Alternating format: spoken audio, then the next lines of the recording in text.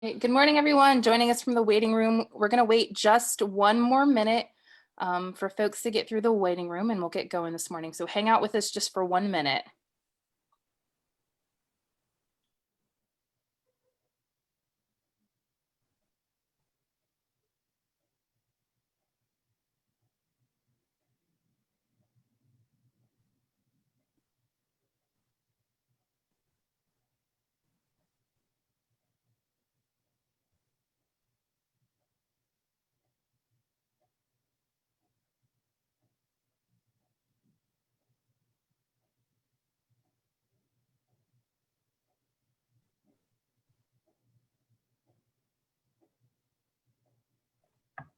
Liz, you beat me to sharing it on the Foodie page.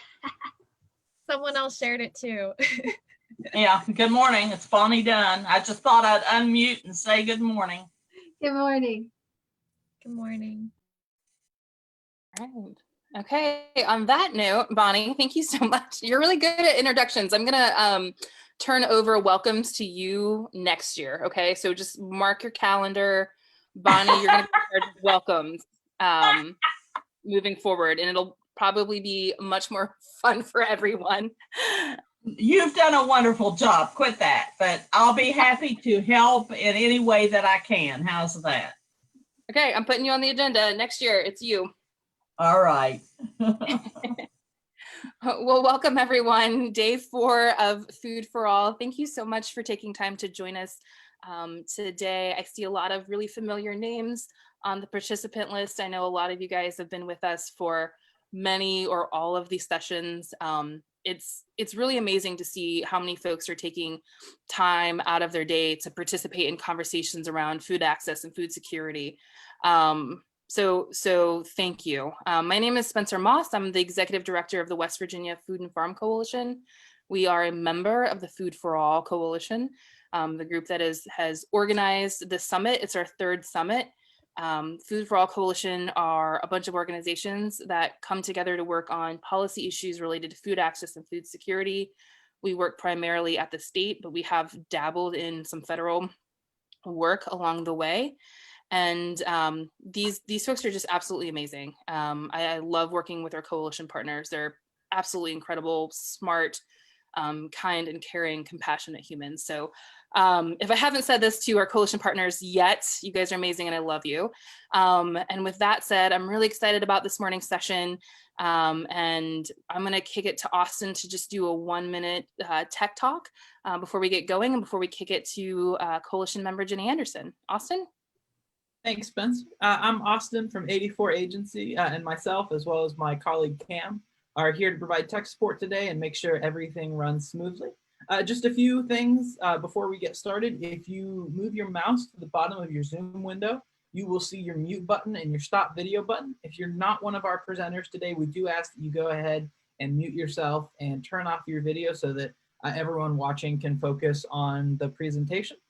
There will be a Q&A at the end, so if you have questions at any point, definitely put those in the chat, and then if you are called upon by one of our session leads to ask your question out loud, at that time you would be welcome to unmute yourself and turn your camera on to ask that question. But otherwise, just go ahead and put all those questions in the chat and we'll try to get to as many of them as possible.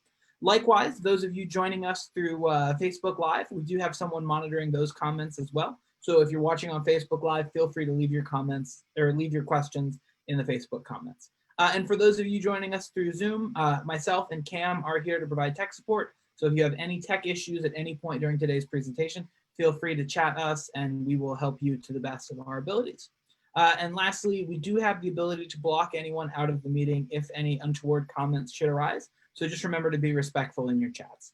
All right, and now let's go ahead and hand it over to Jenny Anderson. Thank you. I am so excited to be here this morning. And first of all, just a little bit about myself. I am part of the Food and Farm Coalition, or Food for All Coalition. My wheelhouse is school food access. So that's kind of where I stay in my little tunnel. But I have with me, I'm not alone today as a facilitator. I also have one of my very most favorite heroes in West Virginia, West Virginia for Food Access, the wonderful, magnificent, extraordinary Cindy Kirkhart over there. We're both in Cabell County today. So I'm going to start before I do introductions and just have Cindy tell us about her. And then we'll just kind of go by one and meet each of our panelists, because we have some fantastic, awesome warriors for food access today with us. Cindy? Jenny, well, thank you. I don't even know how to rise to that introduction. I appreciate that very much. I hold you close in my heart as well, as you know. I'm Cindy Kirkhart. I'm the Chief Executive Officer at Facing Hunger Food Bank in Huntington. I've been here, it's 6 years in August.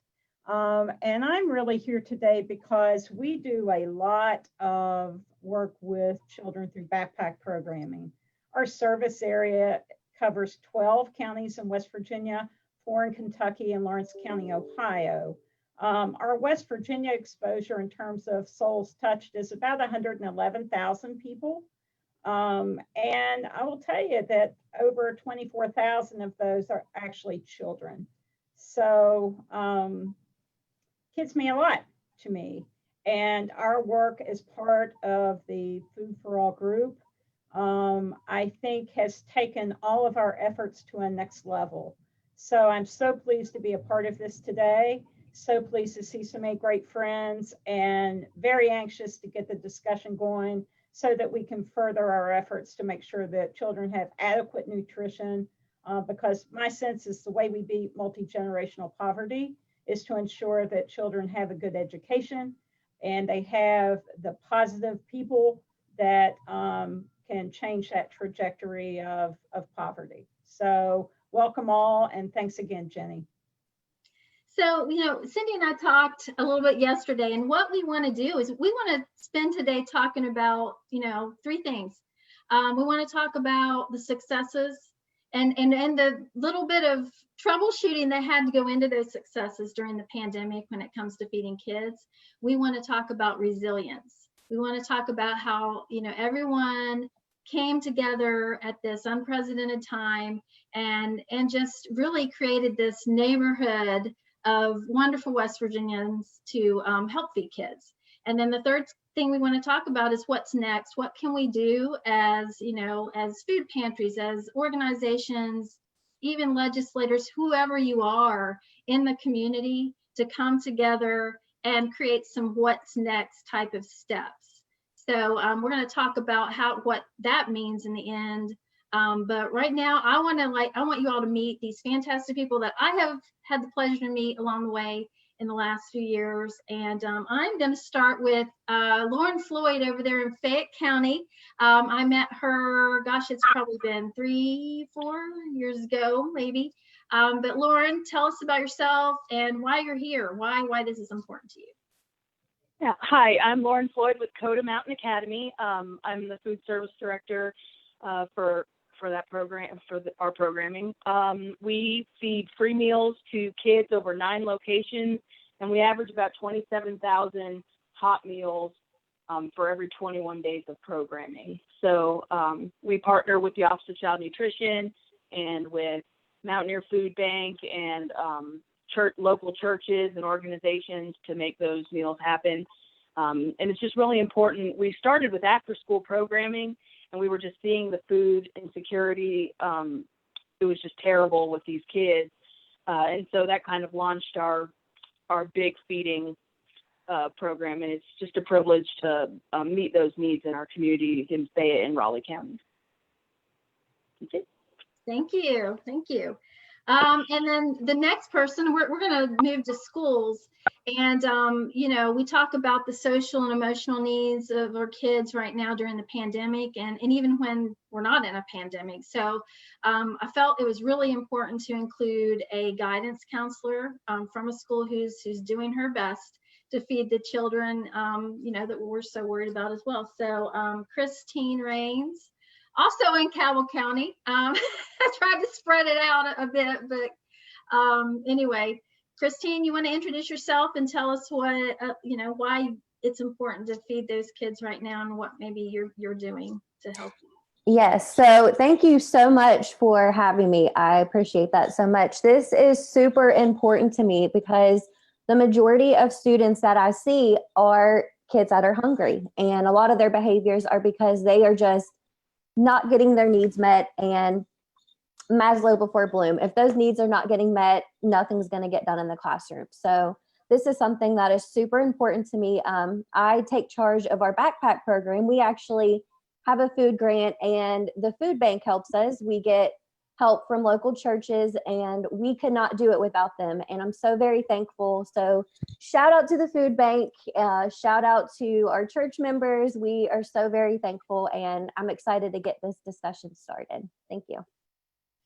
Thank you, Christine. And then from Kanawha County, we have Angie Kearns, who's another rock star that goes and feeds kids in the community, and is an impacted person herself that struggled at one time. So I would love Angie Kearns to tell us a little bit about what you're doing. All right. Good morning, everybody. And first of all, let me just say thank you to everybody that has made this amazing event possible, even in the midst of Corona. Food for All is always one of my favorite times every year. So I'm located in Kanawha County, like Jenny said, and I'm a local hunger activist and advocate. I have been blessed with the opportunity to speak to some of our legislators at a Hunger Free West Virginia Day earlier this year, and I help with a local food bank. The food bank that I help with provides about 30,000 people across Southern West Virginia every single month. And that was pre-COVID. Some of you may also know me because I did run for office this past session. I did not win my primary, but that's because I was focused on feeding the kids. This is the most important conversation that we could possibly have for the future of our state and for the hope of our populace. But if we don't feed our children, if we don't nourish our children, if we do not put into them, then we don't have a future. And this work, this coalition brings together the best and the brightest and allows for networking and coalition building and things that you just can't get anywhere else. And I'm really, really excited to be here and really excited for the conversation today. So thank you guys so much. Thank you, Angie. And back to schools, I just met this person and I was so thrilled to hear what Preston County is doing with their efforts to feed kids. And, you know, some of you may know, but one of the things that I've done in the past couple years is, if you've heard of the shared table bill, that's one of the things that, you know, I brought to legislation. And Chad Lovejoy, who you may have seen on a previous session, would sponsor the bill, helped me, championed it, and we got it, you know, through legislation, and it's now law, and all schools should have a shared table policy. But when I was talking to this next person, Dylan Beats, who is the food service director of Preston County, he is actually doing exactly what that bill really should be doing, which is like taking that excess food and sending it to food pantry, to an organization he's going to tell you about. But Dylan, could you tell us who you are and why this is important to you? Yeah, I'm Dylan Bites, Preston County Schools Child Nutrition Director, and yeah, I don't know. I had a secretary contact me about a post you made on Facebook about getting some good positivity out there, you know, regarding the food, you know, feeding programs. And it just kind of made sense. You know, a lot of the stuff that we do is we're only able to do it because we have good community support and we have other people that help us. Like there's not a single entity that can do this on their own. And I think that's super important.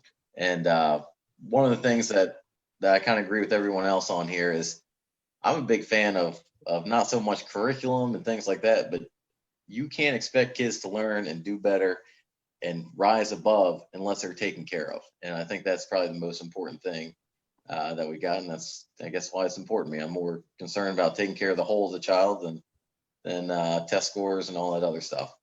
That's all secondary. Perfect. Thank you, Dylan. Yes, so important. I mean, because they can't focus on their schoolwork unless we feed them, right? That is research-based. It is a fact. So the last person, I think, well, no, I have a couple more. I wanted to introduce, if another thing, a little project that started once COVID-19 began was a friend, partner of mine, Liz Brunello. She's very special to me. But we discussed at the end of legislation session, gosh, what if this pandemic does happen, or this virus comes to our state or whatever? How are we going to tackle, filling in those cracks where kids aren't getting fed? Maybe there's transportation issues, for whatever reason. So Liz and I co-founded a Facebook group called West Virginia or WV Food ER. So I didn't want to be the one talking about it today. I wanted Liz, my partner in crime, to talk a little bit about that, because she has led the volunteers and the teams that we created throughout this time. We're still doing this and really kind of trying to figure out what next steps we want to take with the group we've created. So Liz, you want to tell us a little bit about you and why this is important? Sure. Hey, super happy to be here. Yeah, I don't want to take up too much time because there are so many people with more knowledge and wisdom to share than me. But like Jenny said, we were working on the advocacy side of, the anti-hunger work for a couple of years, Jenny on, Shared Table even before that. And we had worked on forwarding legislation that would start addressing the gaps in out of school feeding, particularly during the summer months, since that's the biggest span of time out of school when kids can be left out and food insecurity gets worse. So we went straight into the pandemic and the governor canceling school, thinking oh, maybe there might be a need for kind of a virtual community center for people to share information, and things kind of evolved very quickly, very rapidly, and we started a small scale mutual aid part of that too. So we've been learning a lot. We have a whole lot to learn too, but it has been eye-opening for sure to try to do kind of coordinate with people virtually across the state to try and get people, especially people who are homebound, groceries. And we also, started doing some aid work around utilities, and as evictions increased, temporary lodging. So it's been a really huge learning experience, and I'm super happy to be here and learn from all of you. And we are very hopeful that all these lessons, all this light that the pandemic has unfortunately shed on, these systems, these really fragile systems that we're working in, that we'll be able to see new policy, anti-hunger policy going forward that will succeed, because we can't ignore it, and our legislators shouldn't ignore it either. So I'll stop there. Right, and so before I introduce my last guest today, that's it, and we know that the pandemic's shown a light on some of the cracks, and we know that not every county, it's Department of Ed can't just magically send funding, the same amount of funding to every county and things like that, and expect the same results, because they have deficits with their budget and things like that. So one of the things that was really important to us as we move forward was telling the stories of our impacted folks in the communities, how it affected school children, even though Department of Ed has Amanda Harrison, I love her, she has done everything besides actually go to jail for children, to feed children. She's done everything in her power to unturn every stone, or whatever she's done with USDA waivers to feed kids through all that bureaucracy and all of that stuff that happens at the top. So a shout out to her and a big, big thank you. But with that being said, we knew there were still issues, and it's not the school, system's fault. Those issues are, things that are community issues and things that we need to support family members with. So, one being lack of transportation, or we heard Wi-Fi was an issue with getting resources to kids. So my last guest is Amelia Neasley, who is a reporter for Mountain State Spotlight, a new news outlet, and I love her. And she's done a series on hunger in West Virginia through the pandemic. So Amelia, if you could just tell us a little bit about you and why this is important. Hi, good morning, everyone. I feel very honored to be on this panel because I have interviewed so many of you and you're always gracious and answer the phone when I call. So I appreciate that. As Jenny said, I'm Amelia, and I previously worked for the Charleston Gazette-Mail and switched to Mountain State Spotlight, and my beat is poverty. And a lot of my work is focused on families facing hunger in West Virginia and helping our readers move past that statistic of 1 in 4 kids can't access food, helping readers say, well, why can't they get to that? And as Jenny said, kind of illuminating those cracks in the system. And so I'm going to drop a story in the chat real quick. This year, I have been focused on kids accessing food, and I was really fortunate to get to ride a school bus in Cabell County and see what it's like to take food up into a dirt road hauler and see these needy kids and really reliant on this food, and just hoping to illuminate how necessary getting food to kids during the pandemic is. And other parts of my beat, I focus on SNAP and government programs. And I also just try to access any of those other issues that keep families from getting to food. And this is probably my favorite thing that I get to write about, because of you all. I get to meet some really hardworking people who are helping with this issue. I get to talk to families who are doing so much to try to feed their kids. And I also get to travel around the state and meet so many incredible food pantry workers doing important work. And Jenny asked us to share why we're motivated to do this work. And for me, it's simple. I know kids are going hungry. I know you all know that too. I live on the west side of Charleston, and during the pandemic, we've had, I would say, close to 10 strangers knock on our door and ask for formula and baby food because I have a baby. So we know kids are hungry. And so that's what motivates me to get up and keep writing and doing this work. Thank you, Amelia. And thank you, everyone that's joined us on the panel. It's a kind of a large panel, but I thought it was really important to cover what the whole community looks like when we're talking about feeding kids, especially right now, and really kind of strategizing how to move forward. So I'm going to start out with a question. And anyone on the panel can kind of jump in, but especially if you're a parent right now, and if you're a panelist that's a parent and that has to struggle also with the fact that you're trying to educate your child at home or send them to school in that blended model. So what was your first thought when you heard schools were closing down back in March? And anyone can jump in. I mean, oh God, what's next? Yeah, I mean, I don't, it was shut down on a Friday. We received deliveries on a Friday, and now we're being asked to basically pivot 180 degrees. And it was a lot of, what do we do?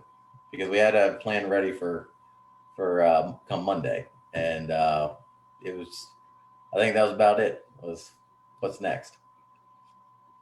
Yeah. And so, and I'll follow that up with, are you, and I don't know, are you a parent as well, Dylan, that has a child in the school system? Kind of, but I'm cheating. I've got one in pre-K and then the other is 4 months old. That's fine. Was it a concern? Obviously, how are we going to feed these kids? And, without a crisis plan in place, who are the people that you first had to kind of rally together to kind of work on a strategy? Head cooks. I mean, we have some really good cooks out there that were willing to volunteer and let it be known as soon as that announcement came out that if we needed anything, they were going to be there for us. So you kind of gather the people that want to be there and they're enthusiastic, and you just kind of hope that gets the ball rolling.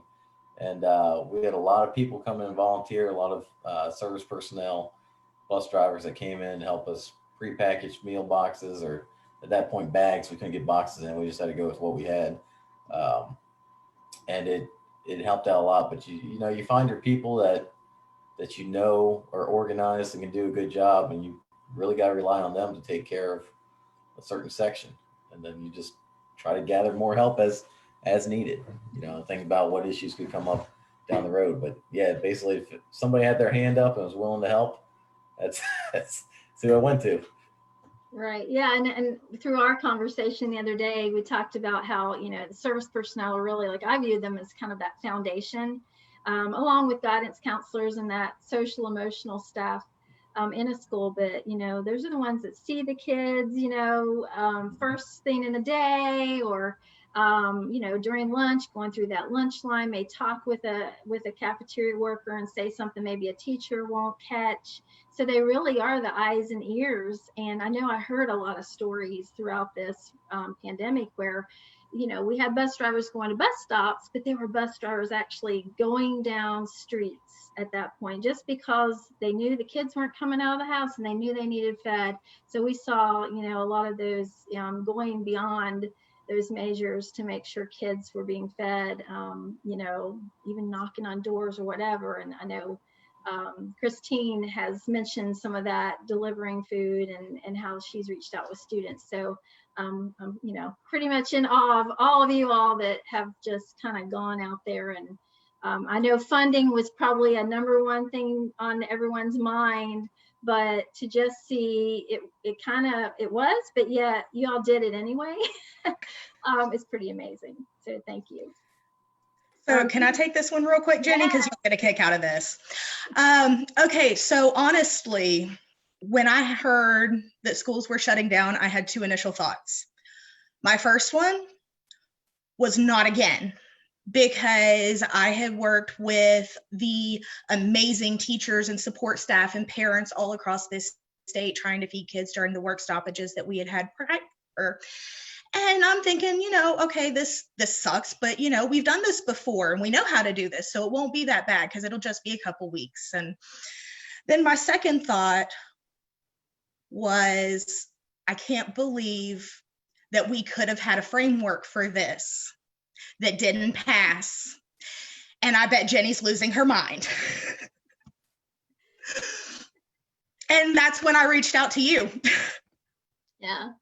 And, and so Angie was with FoodER, and Liz can tell you too, as we created these volunteer teams throughout the state, Angie was one of the first people we thought of as well. So she was very instrumental in, like, okay, well, she had a resource where she knew there was some fresh food across town or whatever. She really put together and gelled a team of volunteers, connected them to pick up things from her or even go help. I think we had some volunteers that went and helped you distribute food, and it was really a really cool thing to happen. I think there were some bonds even that were formed between some of these people that never knew each other before the pandemic. So that's one of those things I've seen as a positive throughout this ordeal we're still going through. But thank you for sharing. FoodER is the only thing that kept kids fed at times in Kanawha County. The volunteers that came out of that group, who were mostly, let me just say, our school service personnel and our teachers, they did everything. Yeah. Like, kids would not have gotten fed for weeks without the amazing volunteers in that group. Yeah, it was a pretty phenomenal thing to watch. And it's still going on. Okay, I'll move on to the next question unless someone else wants to jump in on that one. But what was the most difficult task during the pandemic, or maybe a lesson learned as you went through this? I'd be interested in, Christine, like from March to May, and then what we're doing now, what has changed, if anything, and maybe some lessons learned from March through May that have kind of helped you going forward now? I will say one thing that has changed is I now have a backup plan for my backup plan, because I've learned you always need one of those. And I have now been quarantined twice. And so I was trying to take, the reins on it and deliver our food bags myself. But when I get quarantined, I need someone to be, lend a helping hand. So I had to reach out to parent volunteers and then make sure that I had parent volunteers for when those parent volunteers, were busy. So it's just been a learning process and trying to gather a team together, basically, because it's something that's very difficult to tackle on your own.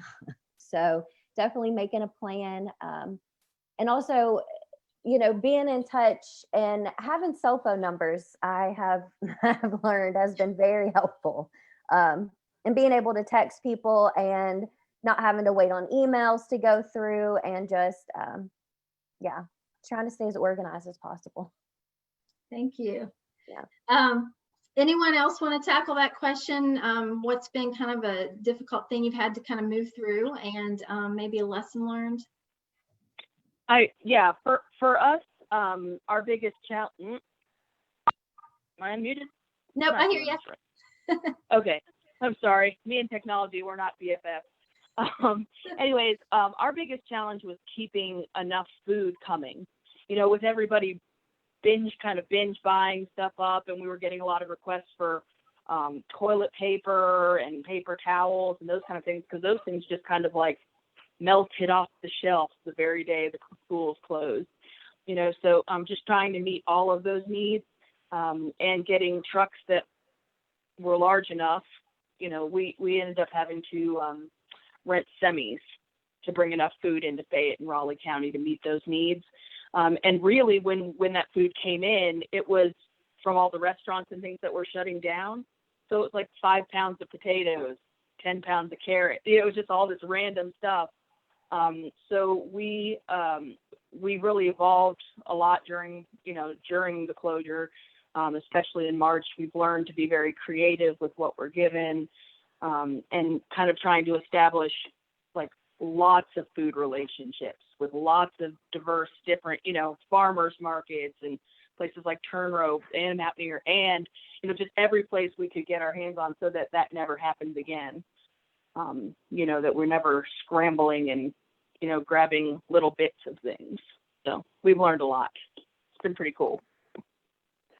I want to throw that, I want to hear from Cindy. Hey, Cindy. And because you're like, I call you the goddess of trying to take a little bit out of nothing and make it a big something. So I think of the, fish and loaves scenario in the Bible, but with you. But what are your thoughts on what's, we've gone through, and maybe lessons learned? Of course, you're such a powerhouse and have so many resources, but we always need more resources. Yeah, well, full credit. I got to give you and Liz a shout out for the West Virginia, ER piece, and having had conversations with you guys about how difficult, hearing these stories, and seeing the huge need for everyone. I've said many times, I'm so grateful for the Department of Ed. I am so grateful for our friends at the Capitol, and we do have some friends at the Capitol. Governor Justice's commitment to backpack funding in his executive budget this year. So a lot of great things have happened. To Angie's point, and as we all know, the timing in the fall, the spring, March, seems to just a PTSD response, right? We've had teacher walkout, we've had government shutdown, we've had all those things that we have these conversations, and we talk about child hunger, and then suddenly child hunger becomes a big deal for everybody. But there are all of us out in the trenches that talk about child hunger every day. We are feeding those same children that people are now really worried about every day. And we still have some barriers to feeding them that becomes more revealed. The fact that we can't use certain USDA products, for child nutrition programs. The fact that we still don't understand all of the hard decisions that families make every day. And we think, and I own that, I think I understand But then I have a conversation with a family, and my lived experience as a kid was I didn't know we were poor. Children now very much know they're poor. They very much carry the burden of their financial situation of the family. So how do we fill holes? You know, how do we attend to a child rather than focus on what his or her parents are not doing or are doing, and how do we make it okay to feed kids regardless of if they have a substance using parent? You know, it doesn't matter. What matters is that we all have to commit to a positive person, you know, like Christine, and going out and looking at kids and seeing them and acknowledging the gift of them. You know, the vitriol of politics have, you know, impacted how we look at poverty so much that we're forgetting that these are lives. And when is the import of that life? When does it go away? You know, does it go away after they're born? Does it go away once they turn 18? Does it go away once they, you know, step into substance use or alcoholism or whatever? We've got to prevent those things that make those choices appropriate in their minds, you know? So what I hope is that, yes, we've revealed the Band-Aid, we've taken it off, and we've got a tenuous safety net system that I am just blessed to be a part of every day. But we've got to do more of that foundational work ongoing so that when we have trucks, you know, I'm looking at Lauren and I'm going, I don't even serve your counties, Lauren, but if you need a truck, you know, let's make those connections happen. We've got to kind of, we protect ourselves because we have to. You know, we've got our silos, we've got our funding, we've got all those things. But the next step and the greater impact we will make across this state, which I love, which I have lived now for almost 60 years, is doing those next steps to connect in a way that has nothing to do with what my day job is. Because I'm looking at lives and hearts who are doing this because it's not easy work. Okay. And I just am blessed that we've gotten a lot more flexible because we've had to. I've reallocated positions to do mobile distributions, to go directly to homes. So I want to connect with Christina because I think there's just more to do. We just have to have the time to make those connections. So I'm going to message you my cell phone number because you're right. We rely too much on email. We rely too much on formal communication. And we've got to get really down and real with our communication. So, you know, funding is always a challenge with kids. Every once in a while I hear from folks and they're like, well, what about fresh food? What about all this? But my reality is if a kid rides a bus for an hour, I'm kind of held to food safety. So I'm not doing some of the real heavy lifting. I'm doing more backpack than anything else, but we're better than we were because the thing that compelled me the very first year I came to this food bank was the story of a child, and it was a teacher in Kanawha County, and she had that butter Crisco, and she was doing like a cooking experiment in her class. And this little boy went up and he took his little fingers and he dipped down into that Crisco and started to eat it. And she's asking him why he did that. And he's going, because I'm so hungry. You know, the example of a child that stole ketchup packets from school. And when he was, you know, finally confronted by the principal, he advised he was taking the ketchup packets home, putting warm water in it, and giving his brother tomato soup. So maybe I'm going to give them some canned products, and maybe it is not, the most ideal, but it's better than warm ketchup. And that should drive every one of us every day, that whatever ego we've got or whatever we think our impact is, it is only as good as those weakest links of connection that we have. So I appreciate you guys so much. And I know we can do more and better. Thank you, Cindy. Gosh, I don't even know how to follow that. That was beautiful.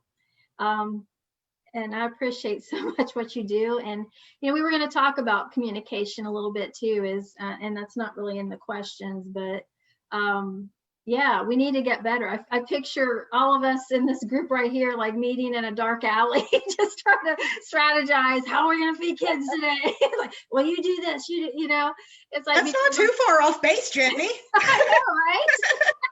I was half joking, but it's true. It's like, we have these formal systems, like the school system, Cabell County Jed Flowers every week telling parents through the all-call system, you can pick up these boxes here, which is great. And they do an amazing job with outreach. But again, it doesn't necessarily address the cracks in the system. Like Cindy said, we ripped off that Band-Aid, especially now. So how can we work together as a coalition, as a group of really smart people and resourceful people and resilient people, there's that word again, that can really do some amazing things together. If we don't work, as Cindy says, in silos, and it's hard because we're all so busy, but I don't know what the solution is, because I like do this, like I think myself, I get people in my head, and then I think a week later, oh wait, that person, I should have told them, so it's so hard to get, make sure that every base is covered when you're trying to do this. So but I agree, mobile I think is such a big answer to helping our kids. I think that's for me, and I don't want to keep talking myself, but I feel like we need a fleet, and Cindy and I have talked about this too. It's a fleet of mobile feeding trucks, and I don't know who would operate them. I don't know where the heck we would get the money, but I feel like surely after this, legislation could throw us a bone and help us out with that. So anyway, I think that's kind of a diving off point to pin for later in a discussion. But I'll move on to the next question. So what was one thing maybe that surprised you in a positive way, an experience you'd like to share, an inspiration during this unprecedented time? Anyone have any thoughts on that in the panel? So I'll take that one first. First and foremost, absolutely hands down, the Foodie R group has been the shining ray of hope that has helped me be able to persevere through this. That group is just absolutely amazing.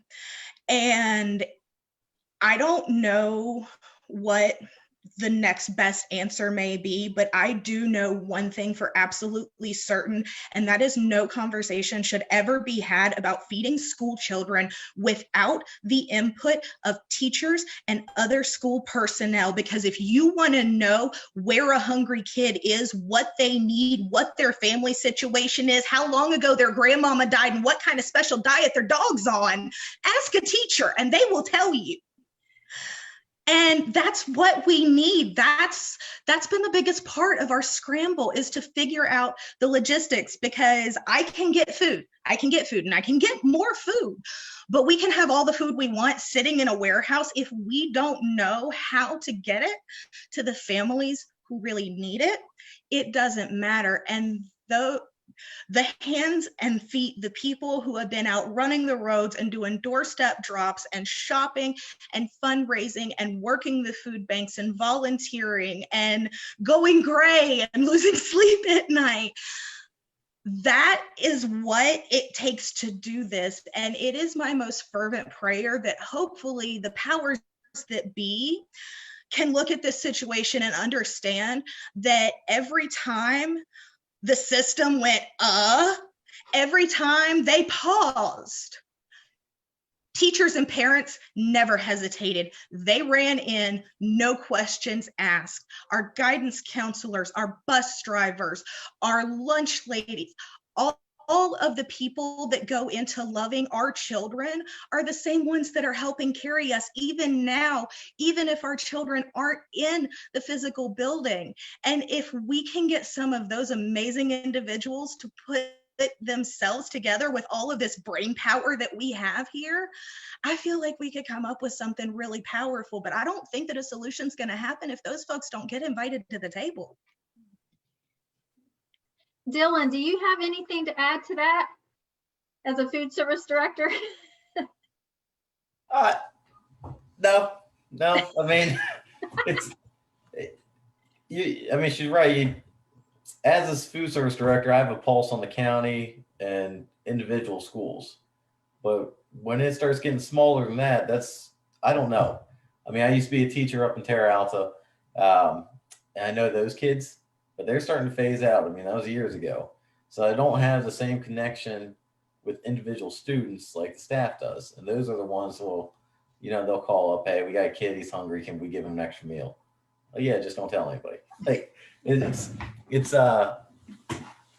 the ones that you go to for info. I mean, we utilize our homeless service coordinator. She does a great job. Her name's Stormy. She picks up 50 meals every week, 55 for this upcoming Thanksgiving, and she'll deliver to the homes. I mean, she works with these people. She knows them. I do not. I know what's going on in the county. I set the direction, but you really got to rely on those people that are working with individuals and at the school level. Because I'm not a big micromanager by any means, but those are the ones that you just seek out, and they know the people and they know families. And we have cooks or bus drivers and aides that say, hey, I got 3 families in my development that I know need it. Can I take extra? Have at it. So those are the ones that you just rely on, and yeah, they know where the needs are, and then you just let them know that you're open to it. And then you take it from there. Jenny, could I speak to this for just a second? Part of our funding has been through the Palatine Foundation to expand backpack programming. One of the requirements of that grant was to survey teachers and students about, the quality of food, if they like the food, and what the teachers and counselors saw from the kids in response to receiving the food. And I will tell you that folks like Dylan,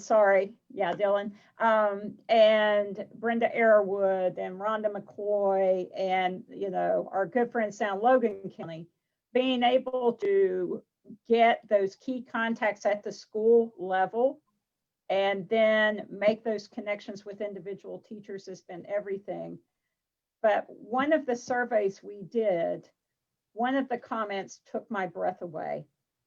75% of the teachers responded that what they saw was an increase in self-esteem for kids that received backpacks and had enough to eat. I don't know if any of us have really thought about that, but the fact that we are contributing to the emotional well-being of children is the thing that drives me every day. So getting that level of feedback and even getting, food choices and information. First, I'm not going to waste as much food because I'm not going to buy things that kids don't like. But it also gives us opportunity that vegetable and fruit juice versus just fruit juice. Okay, kids may look at the label and they don't like it, but then we can do a little taste test and we give them both they don't see the box and suddenly they're drinking it.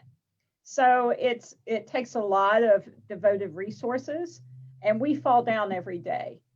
You know, the fact that the first teacher walkout I had, Man Elementary, you know, and a principal who's saying to me, I've got 52 kids that I don't have food for, we had not had a relationship with. I get on Facebook, I say, I got 52 kids, Man Elementary, I need to feed, who's with me? And we made those things happen. So we're moving it forward. And I think that we're better off than we ever have been.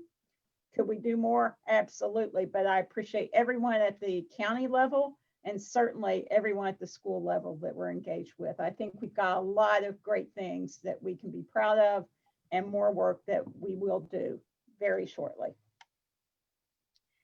That's a good segue to something I want to bring up. And I kind of last night when I was catching up on the sessions for Food for All, I caught Amanda Harrison, and she mentioned local school improvement councils, LSICs. There's something, if you don't know what they are, they're mandated in every school. They are a stakeholders group, an advisory council for each school that includes the parents and the school staff, supposed to include the community. So people like Cindy Kirkhart could be a voting member on your LSIC in all these counties that she serves. So thinking about solutions and things that we want to put forth as a group, I would encourage you to learn about them. If you need to know about them, look me up, because I kind of like became like a guru of sorts working with Department of Ed and have made some strides. But that to me is kind of a tool we could use if we wanted to collect the data from each school community and find out where those cracks are and develop a plan, a crisis management and prevention plan for feeding kids moving forward. So I'm going to put that out to you all. Plant a seed that will grow into food, a bountiful harvest, hopefully. But I think, I want to encourage you to look them up. Local school improvement councils, LSICs, if you want to talk about it in the Q&A or whatever, that's fine too. But they are really very much a stakeholders group like we're talking about now that includes all of us. So whether you're a parent or a school personnel, guidance council, a county food service director, the cool thing I'll end with on that is that they have a direct relationship with your county school board. So if you invite them to those meetings too, that school board gets a feel for how, what the needs are with those children that you serve in that school too. So it's a good way to get budget lines added to your county school budget when we're talking about food or talking about mobile, like a way to feed kids mobilely, looking at grants on how to get a mobile unit. Cabell County just introduced one that they're very excited about, but one is probably not enough. So anyway, I just want to throw that out there. So the next question I have is, what can we do? And this is for anyone on the panel. And, and I also wanted to jump back to Amelia when she talked to several impacted people, telling the story of hunger during the pandemic. Before I ask the next question, Amelia, was there anything that surprised you that you learned from talking and interviewing people, whether it was school staff or parents or whatnot? I wouldn't say this surprised me, and it won't surprise you all, but just the reminder that every single person I talked to had a job. These were not people who were waiting around for someone to show up with a box of food. They were parents who were working multiple jobs. Many of them were essential workers. And that's just a hard thing to swallow, I think. And I, once again, you all know this because you do this work, but part of my job is dispelling those unfortunate stereotypes about hunger in West Virginia. And it's just like a kick in the face every time to see parents who are working multiple jobs and still can't get enough food for their family. And I would say the other thing was, and Jenny was gracious to let me connect with parents through the Food ER page. The parents I spoke with, some included in the story and some not, didn't have cars, and their food over the summer when school got back in, their designated feeding site for many of them was less than a mile from their home. And my editors kept saying, well, I don't understand why they can't get there. And I said, well, let me tell you about walking with a toddler, because I have one. Can you imagine walking just a mile with 2, 3, 4 kids and carrying 2 boxes of food back? And I also saw where some districts were requiring cars to pick up food. And so I don't think any of these things are surprises to you all, but they were just that reminder that these are hardworking people. And also schools are doing so much, but even just that mile walk can mean kids going hungry.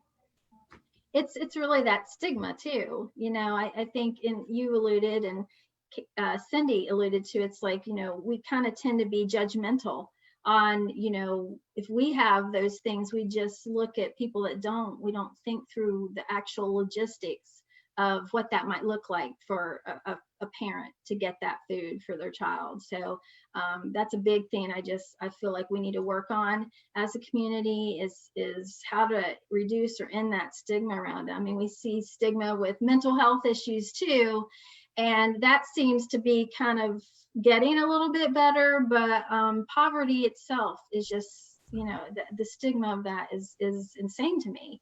And it's not even, you see it through SNAP especially, and I know Amy Jo, my coworker's on this, and she might throw in her 2 cents too, but she works with a lot of SNAP recipients, and it's just amazing the things people will throw at you. Well, they should just get a job, or you're a single mother or with 4 kids and you have different, daddies, baby daddies or whatever. Like, that stigma has got to end. We need to look beyond everything and just feed our kids, feed our families. Why should anyone be hungry? So it's my Can I jump in real quick on stigma before we move on? Yes, please. So stigma is absolutely an issue that we have to fight against every day.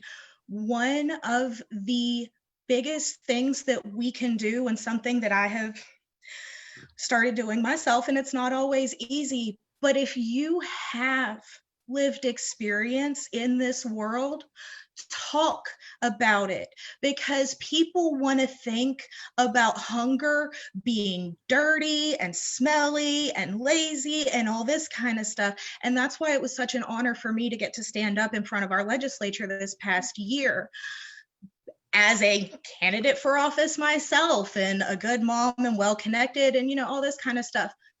5 years ago, 10 years ago, that's not where I was. And furthermore, I never would have been able to reach this point where I am able to spend my life in service if it had not been for the state benefits and the food pantries and the churches and the neighbors and the friends and the family and everyone else who helped love me past my struggles. And if I had not had those people to help me and believe in me, I wouldn't be here today doing what I am doing, helping to feed 30,000 people every single month in our state. It doesn't have to be shameful. It's only shameful because we make it that way. Everyone needs help every now and then. And the sooner that we get to the point where people are able to not only talk about the times that they needed to receive help, but also to remove the shame and the stigma in asking for help, until we get to a point where parents can ask for food for their children without fear of losing them. Until we hit that level of compassion and understanding and knowing that we are all just one bad day or one missed paycheck away from being in that same boat. But we cannot do it remaining silent. As much as we abdicate and we fight for these children, we have to speak out for ourselves too, because the only thing that's going to give these children who are living in poverty and hunger hope of a better life is to hear the stories of people who have been able to transcend that gap before them, and the people who do still care, the people who know that just because you're hungry, that doesn't mean that you don't matter. And the people who understand that the true cost of poverty is that children cannot afford to dream. Thank you, Angie. That was beautiful. Thank you. I always love hearing her speak because she comes from passion and such a good place. And it always makes me tear up and gets me going. It inspires me. Thank you. Okay, so before we move into a Q&A part, I wanted to talk about, moving forward in strategies, solutions. And so, I started to ask before, what can we do? Like if you're, say, Cindy Kirkhart, or you're, Lauren Floyd, who has already this operation going to feed kids, and you as a school guidance counselor, Christine, what can a community do to help you? And then my part two would be, if, looking at legislation, which legislation we know will probably be a hot mess in the state moving forward for at least a couple years.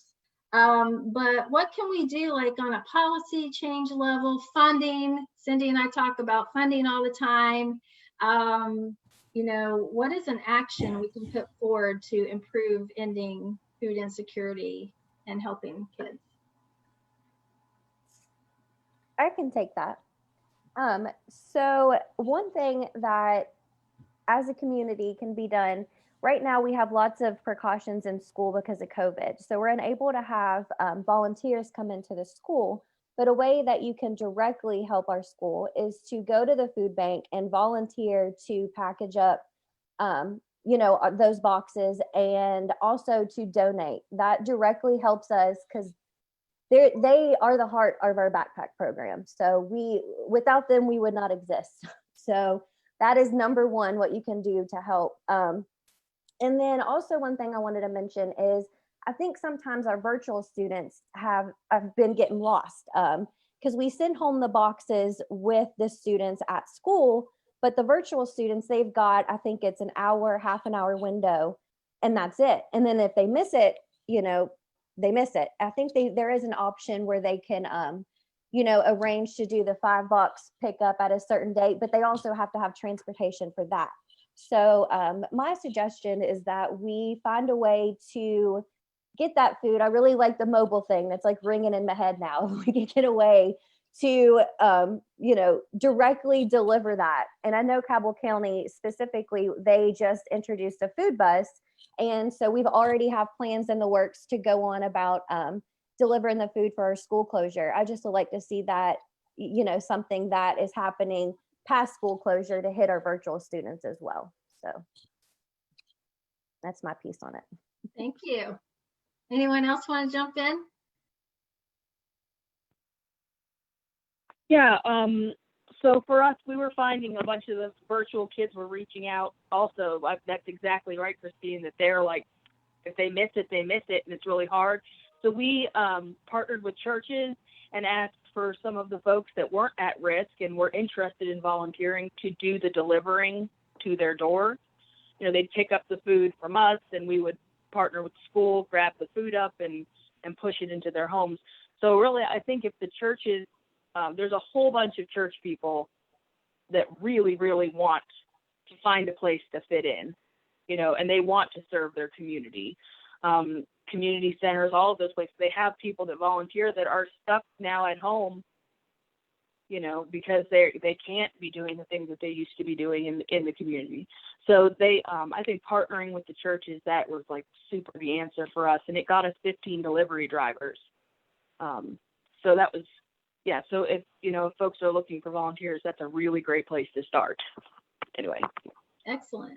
And I'll add on too, for both what Christine and Lauren are saying. I do know West Virginia Department of Ed, although volunteers can't necessarily come into the schools, they do have guidance in their toolkit, and I think it's in the guidelines, but I know they sent a document out to the food service directors at one point that said that, and this is from Amanda Harrison, Director of Office of Child Nutrition, that said that if you want to utilize volunteers to come pick up food boxes and things like that, you can. There has to be a process. A school or a county can create a waiver so the parent has permission to go deliver food to a home and so forth. So there is that option. I don't know that a lot of people know about that. But they have tried to make provisions and things like that for to use private sector volunteers, for lack of a better term. If you have those PTA, PTO moms or dads out there that are really just, they can't go in and make copies or do anything like that anymore, but they could actually help with delivering food and things like that. And even, packets, education packets for that matter. So anyone else want to jump in? How can we move forward? I mean, I see this great big West Virginia neighborhood group forming. We have Food for All Coalition if anyone wants to join. Well, yeah, I mean, we've just seen so much how, every county is different. We know that, but there's so many amazing documented models that we have immediate access to, what Kanawha County's figured out, what Cabell County's figured out, what Greenbrier County's figured out. We were struck, Jenny and I, by how quickly Greenbrier County was to kind of jump in and create this human infrastructure to try and fill in gaps. And what a lot of the volunteers and kind of, community leaders said was, well, we had the flooding, really recently, and we learned a lot from that. So now we've all been through this this disaster and have learned so much. So I think really maybe there's just inter-county or inter-community mentorship between, how can people who have figured it out, how can Coda Mountain Academy, help mentor this other, folks in another county who are we want to do that. We want to put that together. We want to create, a volunteer, delivery system. We want to partner with our schools to make sure every kid who can't get to the food pickup spot gets food. Or just really keep connecting people, I think, and keep talking and keep trying to kind of figure out what we're learning. And then also at the same time, as we're hustling our butts off to do this, push our lawmakers, ask for what we need, get louder than ever, because we just have to, and I think that there's nothing that any lawmaker can say in this coming session, which will be weird and different, that should be an excuse for not acting on the childhood hunger we're seeing. So yeah. Yeah, I think that's a really good point. And I mean, even just looking at the pandemic as a whole, I think one of the things that we often miss the boat on and are still missing the boat on is how the community should be connecting, whether you're a restaurant owner or a church or a school. It feels like everybody's on this island trying to figure out what the school map's going to say from week to week, or what, is my restaurant going to have to close down or not do indoor dining for a while or whatever.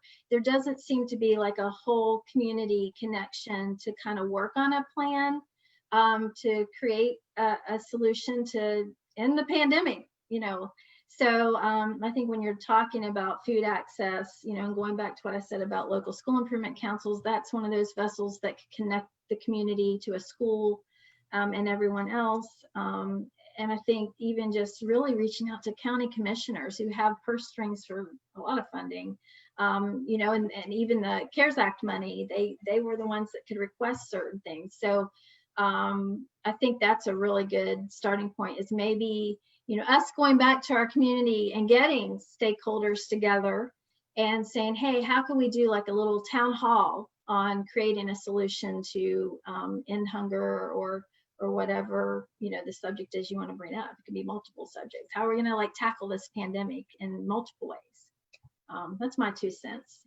Anyone else want to jump in?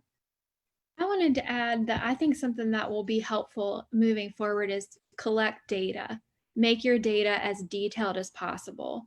And Jenny, you're really good at doing surveys. Cindy, I know you always have amazing data ready to go on the tip of your tongue. And I know Steph knows in here.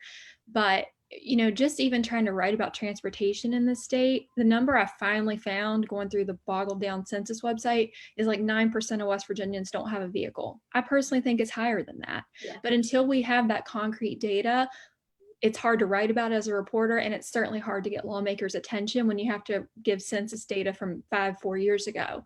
So as you are serving people, I think that's something that will be really helpful moving forward. How many grandparents are feeding kids in your community? How many people can't drive in your community?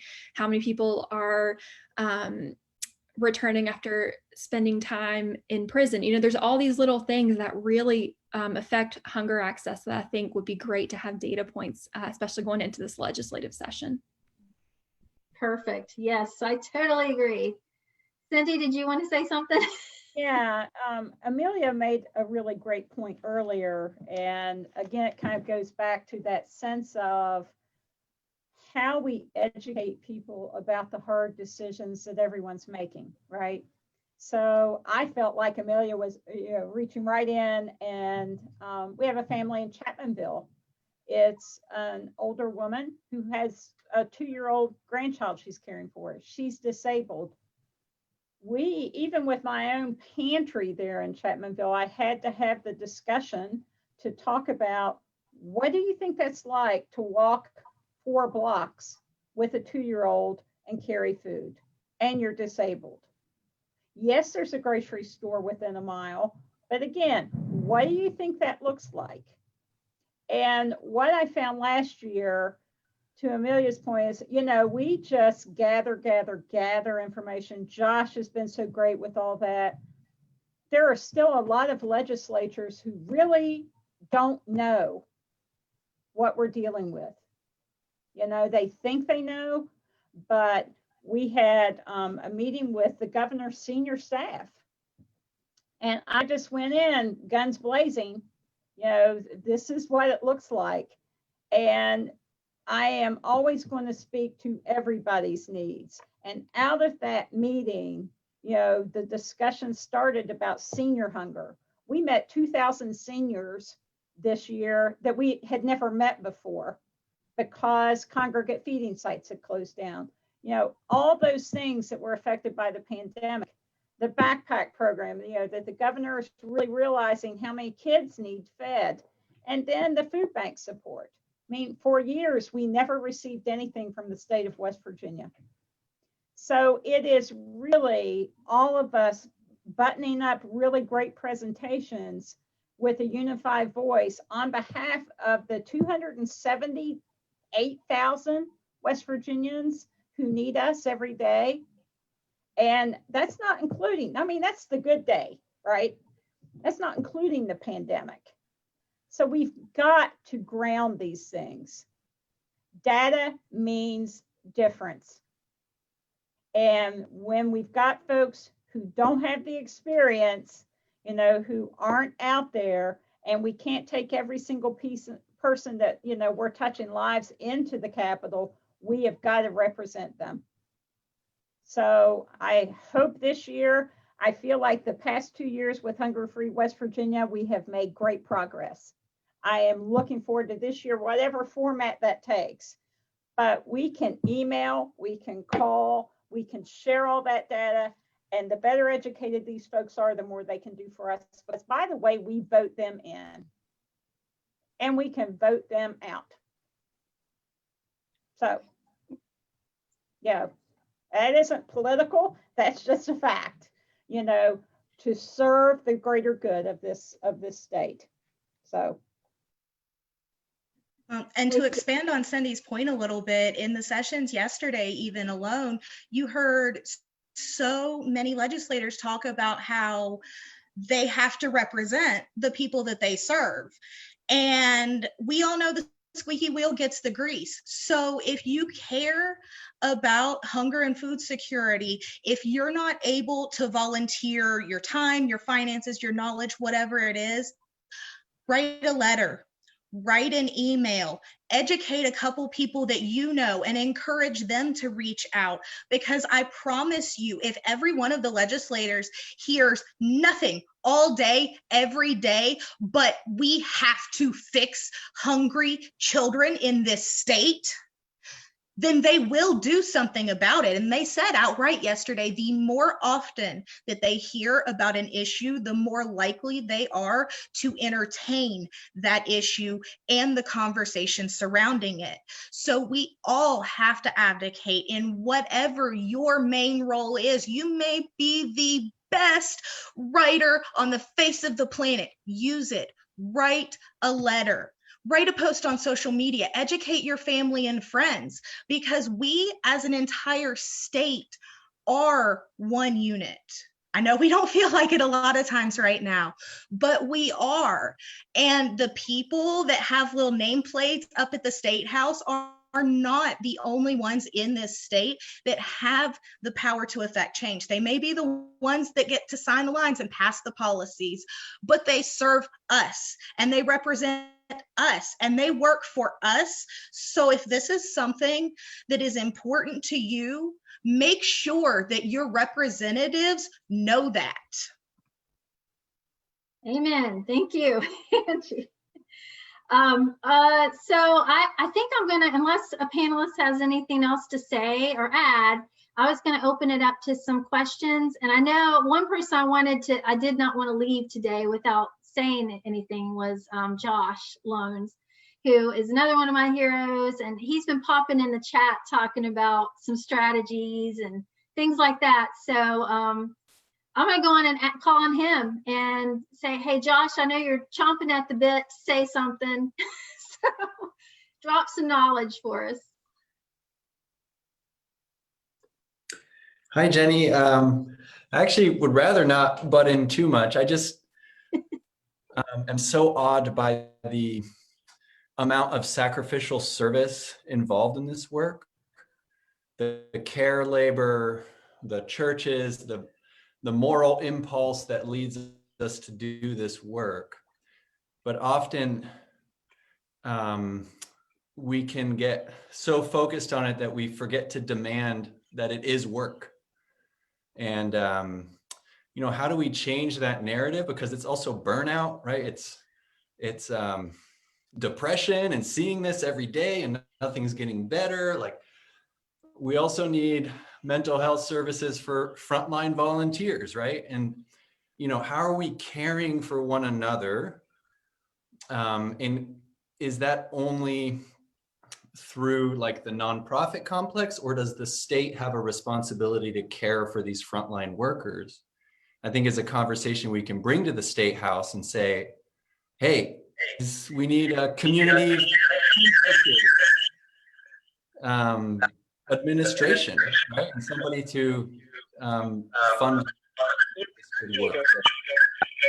And then on the data point, I will say too, absolutely, if a smaller group wants to get together and talk through data strategy and collection strategy and survey questions, then please reach out, because we're re-updating FoodLink right now in preparation for the legislative session. I don't really see any questions in the chat. I don't know if our team at our tech team sees any questions we might have missed.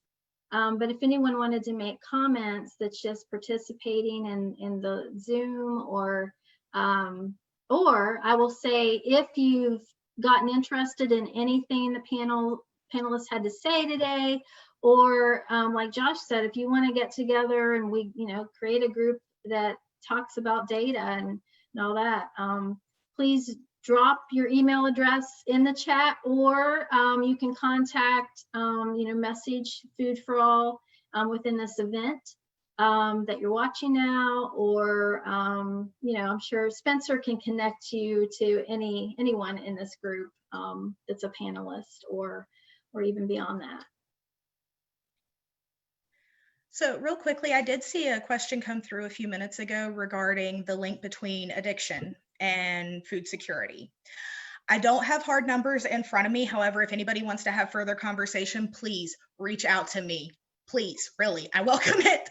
But just in my personal experience, very quickly, in some of the low-income communities that I've been working in, particularly one I've been in for almost 4 years now, this community is income-based and it's up a holler, and they were pretty much forgotten about. And when I started meeting families there, we had families who were third generation, as in when their grandmother lived there. She gave birth to this person's mother who lived there her whole life. And then she gave birth to him. And he's now 30 years old with children of his own, still living in the projects because that's all he's ever known. That's all his family has ever known.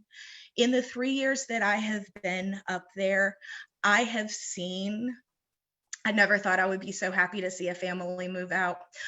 But the mom and the 30-year-old son and his children all have moved out of that community. He is clean, he is sober, he is a supervisor at his job. I see stories like this time and time and time again.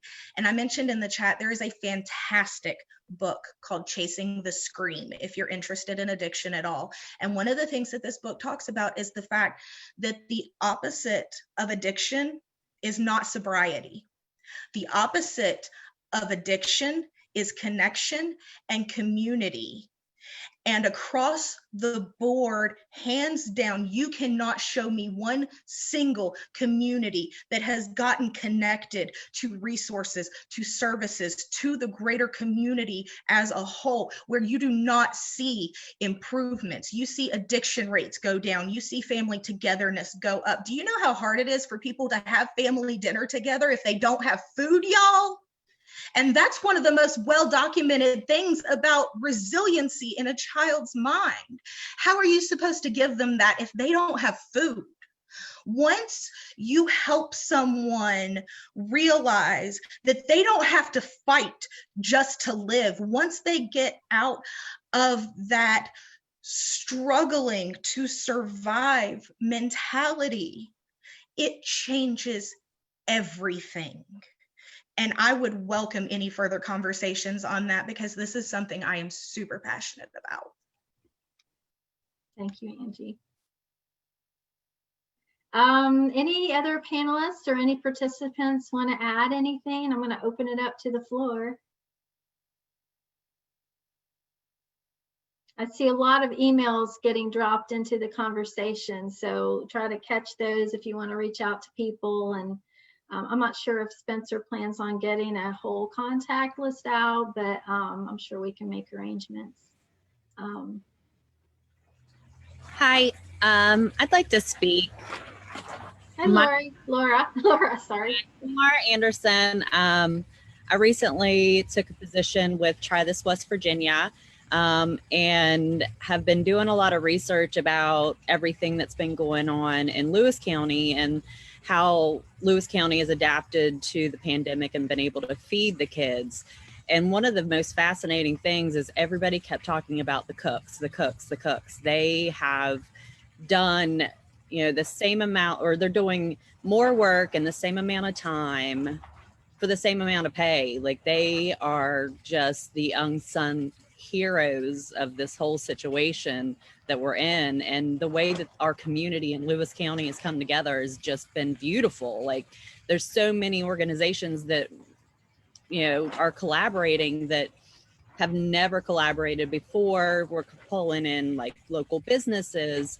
And the really great thing that I found out was that Cynthia Nesselrose, she sourced our vended meal boxes through a company that is West Virginia based, and it's 90% West Virginia based foods also. And it's packaged right like 30 minutes away from us. So Lewis County and a bunch of other counties are using that source. So how have you guys tried to keep the business in West Virginia, not just to help support the businesses, but also in the aspect of safety with shipping and bringing in products from other states? So I'll take this for a second. We're pretty big in farms to school here in Preston County. We had issues with it when I first took this position, as far as a lot of the farms wanted to be involved in farms to school, but they didn't know what the schools actually needed. So let's say they bring us, we'd order some lettuce from them. They bring it straight from the farm in the back of their truck, covered in snails, and we'd have to go through and clean it. And some of the problems when you have poor counties is that your people are paid less and asked to do more. I mean, it's real simple. If you work in Mon County, your meals per hour is going to be a heck of a lot lower than it is sitting here in Preston County. You know, we don't go over school aid formula at all. We base our numbers off of that and try to make the best that we can. So with farms to school, we just need a direct communication where the schools relayed what we needed. And the farmers, you know, if they want to participate, they got on board with it, and most of them did. And now they have their own growing co-op, Preston County Growers Co-op. They're all GAP certified. They work with Melinda Francis to help get a lot of food out to different locations. With us, when I took over, we went from using Cisco at the time, that was a vendor, and we swapped it to Kilmer's Farm Market for our produce. And the reason for that is strictly their customer service is a heck of a lot better. I mean, I know the guy personally now. He also works in Jefferson and Berkeley County. But that's West Virginia. That money goes right back to Inwood. And that pays his workers that in turn shop in those local areas, and they go to Shepherdstown, Martinsburg, and Charlestown. They spend their money in those communities. And some of the problems that we have here is, you know, school systems, people look at them and they see school systems, but it's a business. I mean, I don't mean it as a sense as like, hey, we're churning kids out, we're trying to make a profit or anything. But when you look at your overall budget, it's a good amount, you know, and your business in turn can help support local farmers, and you can help support local stores and schools, and you can do venues like we would hold farmers markets right for after school, and then we would pair that up with the West Virginia Extension Service in town, and they would give vouchers to the after school kids, you know, that are part of After School Explorers. So these farmers would come in, they bring gourds and pumpkins. You see kids walking out with stuff they're never going to use, but they're pumped about it. You know, it's an experience that they don't have. And so one of the big things that schools can do is use that budget to buy stuff local if you can. You know, are you going to be paying more? Yes. Are you going to have to make it stretch more? Yes. But that money, I forget the actual stat, but it rolls around the community 5 or 6 times for each dollar that you spend. And that's, I mean, poverty is one of the toughest things to get out of. And you can't do that unless you got support groups, and you can't do it unless people are spending money buying stuff that's either local or close by. And like I said, I won't do a plug here, but if you're going to bid out produce or anything, look at Kilmer's Farm Market, look at picking up apples from Berkeley County or Romney. I mean, there's a lot of things that you can do. We don't have a warehouse, you know, to store things at, so we start with that. So we pay a vendor to bring it, and I can get the same prices that I do from GFS or Gordon Food Service to come up and have it delivered out to the school. Now, is it more of a pain because we have to add another delivery day? Yes, but it's most people are willing to take on a little bit of extra work, and that goes out to the cooks and stuff, like I said, that get asked to do more with less. But we do that here. We try to utilize local as much as we can, and I would encourage a lot of counties to do the same thing, or at least find businesses that are in your state that you can help out, because those are the people that are creating jobs, and they're going to spend their money inside the state. That's fantastic. Angie, were you going to say something? Yeah, so my work has been a little bit figuring it out over the last several months, because I have not been in this nearly as long as the amazing Cindy or some of the other folks, but it's really, really important to me to figure out ways to help support the local economy, because hungry kids are not the only ones who are struggling right now. And with so many restaurants shut down and all these other things, we have a lot of other folks, mainly our farmers, number one. So one of my favorite things that I actually got to do this year was we networked with the food nutrition program and with Thankful Valley Farms, and we actually were able to have a day where we brought tons of free produce to the South Park community down in Kanawha City. And we were able not just to offer free produce. Number one, we let everyone shop. Each kid got their own little bag and they got to go through and choose stuff. But one of the biggest issues with providing fresh fruits and vegetables to some of these communities is they literally don't know what to do with them. And if we're not providing appropriate food or the resources necessary, then that food doesn't do them any good. So we were able to have, number one, we did tastings and we let the kids taste all the different fruits and vegetables and pick what they really wanted. We had some like herbal teas and, you know, non-sugar options just to help expose them to some other things. And then also in the actual food distribution, the majority of the extra funds that I raised towards the beginning of the pandemic went to Turn Row Farms to provide produce to people. And Turn Row is such an amazing organization. I cannot say enough good things about the farmers or the staff who runs it. They were more than accommodating. They were more than willing to work with me on everything. They brought the bulk order to me to be able to distribute. They worked with us on the timetables because there are logistical issues as well when you talk about providing fresh fruits and vegetables. But if you look at hardier things, stable fruits like apples and oranges hold really, really well. And those are great things that you can put in bags and hand out. Those are also things that kids are very familiar with. I have never seen children cry over apples before. But when you have these kids who were sitting up the holler 2-3 miles for months on end, not able to get to the distribution points before some of the amazing powers that be moved some things around and made things more accessible. And I'm not railing against the individuals in the system. Let me just say, Amanda Harrison, Snap Stretch, EBT, all of you folks are incredible. So this is not directed at the individuals because we're all bound by the systems that we're within, but a lot of these kids were left out, to the point that they cried when they got a box of produce that had some apples and oranges in it.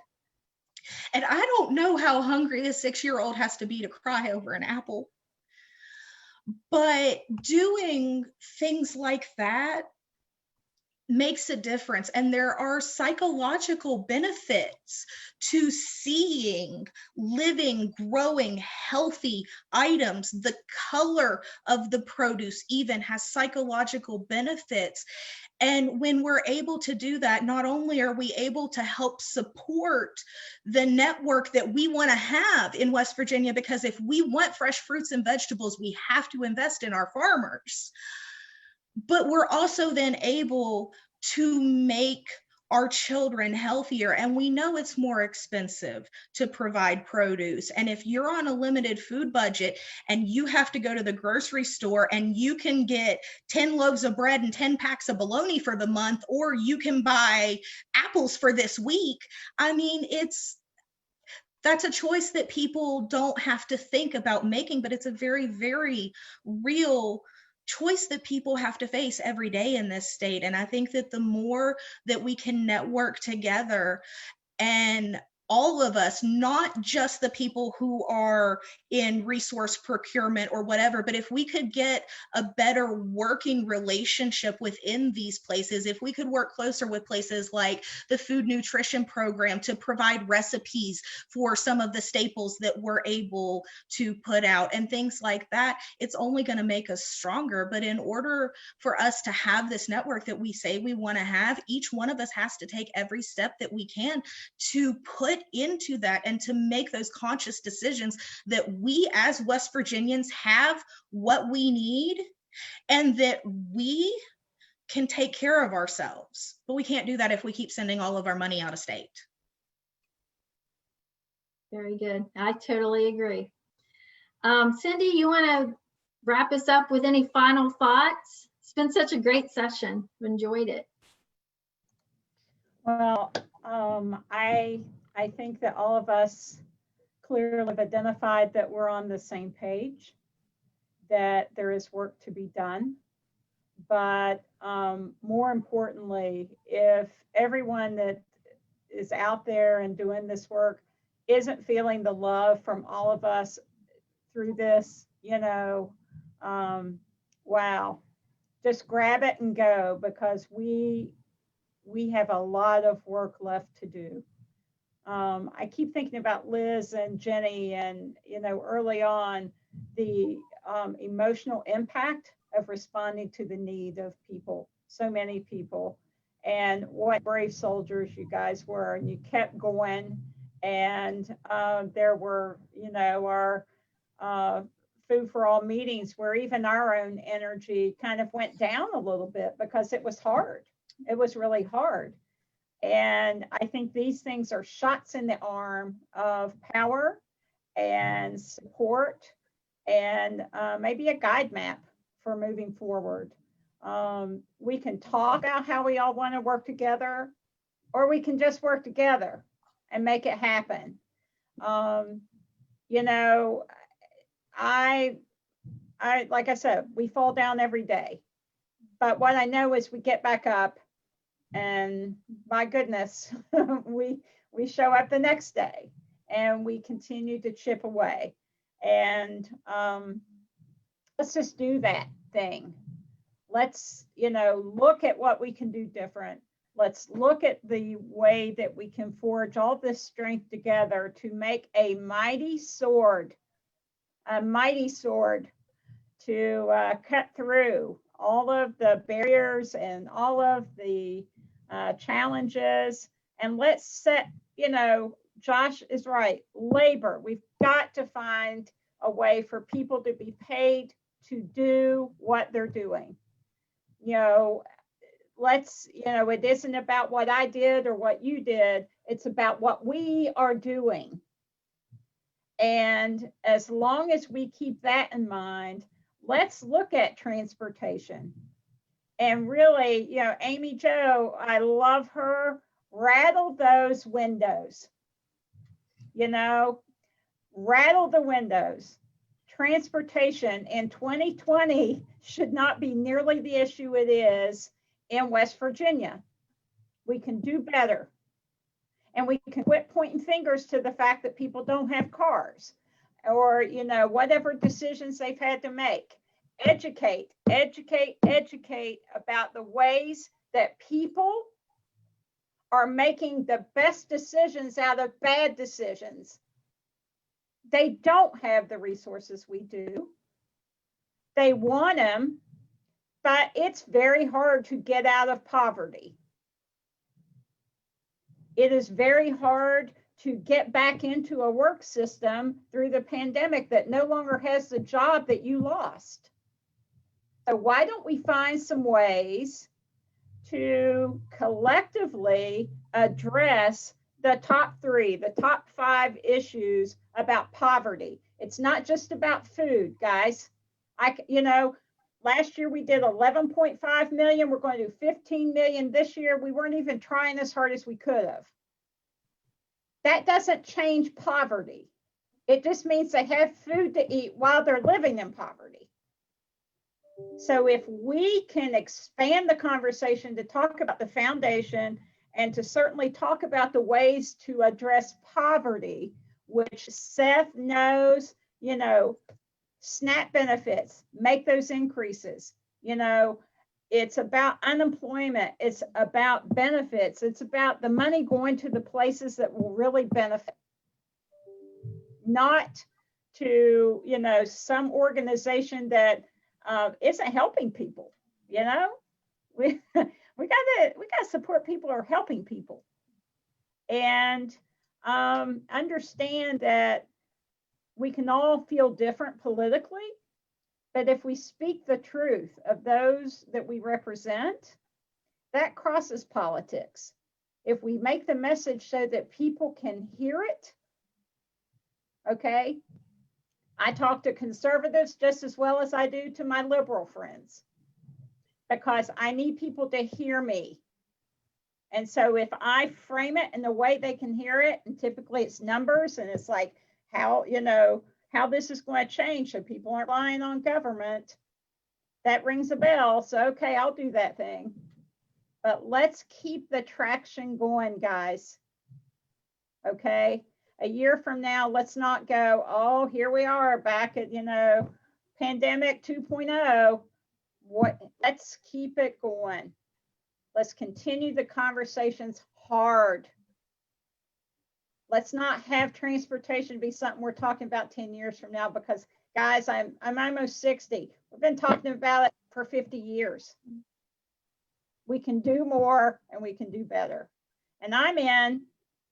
Fist bump to all of you all. I hope to see you in the battle. God bless you. Please be well, because you got to be safe and healthy to make this happen. So, and count your blessings next Thursday, because out of all of the hardships, we are blessed beyond measure, because we've got these voices together. And I love you all. Wow, you took us to church, Cindy. Thank you. That was a beautiful and perfect closing. And I want to thank all the panelists that joined us today. Gosh, Lauren, Amelia, Christine, Dylan, Liz, Angie, and of course, Cindy. I appreciate you all so much. And yeah, and ditto what she said, because I couldn't say it any better. We need just to keep this going and do it. And, you know, I think everyone touched on things. We're in silos. We need to stop the silo stuff. We need to work on data. We need to, you know, be able to talk to people, whether it's on the local level or on the state level, legislators, no matter what political affiliation you are with. But yeah, so keep on doing what you're doing. And if you want to join this army of mighty food warriors, again, drop your name and address, email in the chat, or get with Spencer or the Food for All event, and we'll contact you. And thank you again. And this has been great. I guess that's it. We're actually 10 minutes over. I'm sure they won't punish me for it. Thank you so much. And everyone have a great day and be safe, and happy Thanksgiving next week. Thank you. Thanks,